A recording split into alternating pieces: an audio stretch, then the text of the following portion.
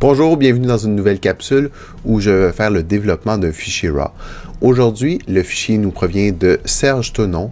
Il nous présente son petit chiot. Il est mignon comme tout, il s'appelle Orion et on va aller voir ça immédiatement. Voici donc Orion, le petit chiot tout mignon. Quand on regarde la photo, la première chose qui nous saute aux yeux, c'est que la photo est sous-exposée. Donc, moi j'aime bien partir avec les paramètres automatiques de Lightroom.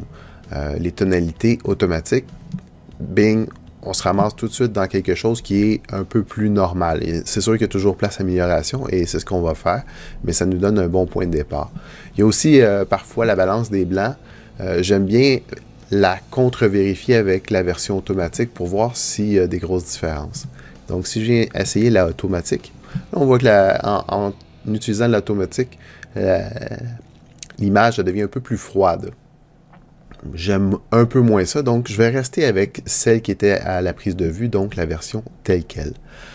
Ensuite de ça, la première chose que je regarde, c'est voir si l'image, la qualité de l'image, combien il y a de bruit dedans. On voit ici qu'il y a du bruit, on est à ISO 250, mais c'est tout à fait acceptable. Il n'y a rien d'alarmant dans ce cas-ci. Par contre, quand on vient ici, on voit, avec le flash probablement, il y a une aberration chromatique qui s'est créée ici là, parce qu'il y a des gros contrastes ici. Donc dans son œil, qui est si mignon, il y a du mauve un peu dedans. Donc si on veut retirer ce mauve-là, on peut venir choisir l'outil ici, correction de l'objectif, dans la section couleur. On prend la petite pipette et on va choisir un mauve qui représente plutôt la couleur de cette aberration chromatique-là. Donc, à peu près comme ça. Et voilà, on vient de retirer toute l'aberration chromatique qui se trouvait dans l'œil et probablement ailleurs aussi dans l'image, mais c'était celle-là qui était la plus évidente. Donc, on vient de faire une belle correction et c'est un petit détail, mais j'aime bien les petits détails. Le cadrage de cette photo-là, penché vers la gauche, c'est un peu dynamique. Mais pour faire différent, je vais essayer de la redresser. Donc, je peux tout simplement appuyer sur la touche R ou venir cliquer ici avec le cadre de recadrage. On peut voir une de mes premières capsules aussi que je parlais du recadrage. Donc, on vient ici, on tourne ici, on va s'aligner avec les lignes qu'il y avait à l'arrière-plan pour savoir si on est de niveau comme ça. Donc, ici, on a un recadrage intéressant, mais ça lui coupe les oreilles. Donc, on n'est pas en train de faire un cadrage pour l'envoyer en impression. Fait qu'on peut se permettre de recadrer comme on veut ici, en descendant ici. Un petit peu comme ça. Un petit peu comme ça. On va essayer peut-être de faire quelque chose de carré. Ah ouais, on est pas mal à 1 pour 1 ici. Bon. Donc, on est ici. Idéalement, on faudrait mettre son œil dans les lignes de force ici. Hein, la ligne de tiers à gauche et la ligne de tiers supérieure. Mais bon, ça ne matche pas tellement bien avec la photo en question. Donc, placé pas loin, ça va quand même avec la règle comme telle. Donc, ici, on peut faire fermer. Et on a notre nouveau recadrage. Donc, on a son portrait beaucoup plus centré. Ça, c'est pas nécessairement une bonne chose, mais bon, mais beaucoup plus proche. Donc là, on a le cadrage que je désirais avoir. Au détail, tantôt on a été rechercher beaucoup de détails au niveau de son œil ici, mais on a encore beaucoup d'ombre ici. Donc ici, avec le curseur ton foncé, probablement qu'on va être capable d'aller en rechercher encore un peu plus d'informations. Vous voyez, si je pousse, on va en chercher un peu. Ouais, comme ça, pas trop quand même, parce que on voit que ça va être bien comme ça. Ici, il y a une petite saleté. Ici, on peut peut-être essayer de la corriger. On peut prendre ici, c'est quoi cet outil-là? Le retouche de ton direct. Donc, là, avec la lettre Q, ça aurait pu être possible. J'englobe la petite saleté ici. Et là, il va me chercher ça. On va prendre quelque chose par ailleurs qui a l'air plus intéressante. Et voilà, on n'en parle plus, il n'y en a plus maintenant. Petit détail, ici, ses yeux, à cause de la puissance du flash, probablement, le noir n'est pas noir complètement. Peut-être que ce serait intéressant d'aller chercher un noir plus foncé pour avoir un meilleur contraste puis que ses yeux ressortent mieux. Donc, on peut zoomer. Donc, on appuie, on zoome ici comme ça. Donc, on a son œil bien ici. On prend l'outil, la brosse ici, là, le pinceau de réglage. On se fait un petit sur sa pupille.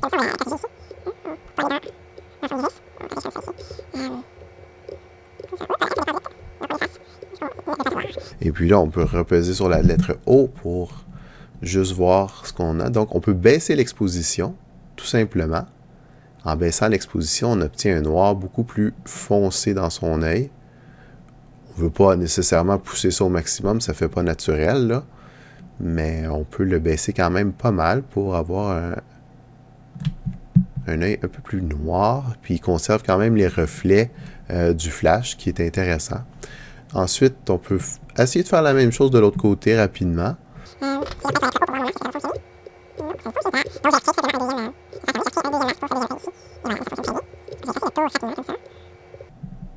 Voilà. On repèse sur la lettre O pour faire disparaître le masque et on baisse l'exposition un peu comme dans la précédente pour avoir quelque chose qui nous convient. Donc, on a des petits yeux.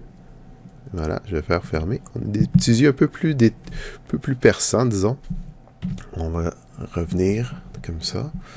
Et si on appuie sur la lettre Y, ça nous permet de comparer de où est-ce qu'on est parti, à gauche, avant, et après, à droite. Donc, on voit ici, peut-être que un petit peu trop exposé, là. On pourrait peut-être les tons clairs, ici, justement, on pourrait peut-être les rabaisser un peu plus ou baisser l'exposition. Ça nous permettrait de ravoir un peu plus comme ça. Voilà. Moi, ici, il y a le coussin blanc. Je trouve que ça fait une tache qui amène le regard à regarder vers le bas à gauche, alors que c'est pas ça du tout qu'on veut. On veut vraiment regarder le petit chiot. Donc, on peut, encore une fois, venir chercher l'outil, le petit pinceau ici de réglage, et on vient faire un masque par-dessus ici. On ne pourra pas l'effacer parce que c'est pas ça qu'on veut faire.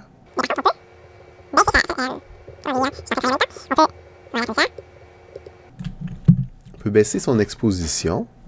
Donc ici, comme ça. Et voilà, comme ça. Là, ça fait un peu moins naturel. Donc, peut-être qu'on pourrait aller lui choisir une couleur qu'on va y mettre par défaut dedans. Quelque chose dans les tons de terre ou quelque chose comme ça pour que ça fasse un peu plus naturel. Donc, une espèce d'orangé.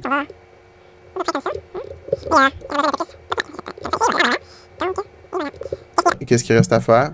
Je sais pas. On va peut-être faire un petit vignettage léger. On va commencer comme je vous avais montré la dernière fois. On va y aller avec un contour pas progressif du tout. Ce qui nous permet de bien savoir où est-ce que notre vignettage va s'appliquer. Donc comme ça ici. Le milieu, on va ramener ça vraiment sur son visage comme ça.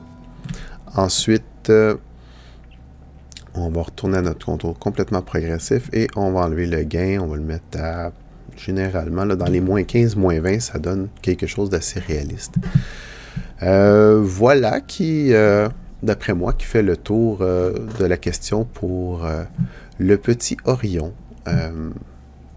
Est-ce que ça a de l'allure? Je le regarde. Je me donne un peu de recul. Je pense que ça serait pas mal le développement que j'en ferais. Donc, j'espère que ça vous a montré des techniques que vous ne connaissiez pas déjà ou comment les combiner tout ensemble pour faire le développement d'une seule photo. Donc, à la prochaine!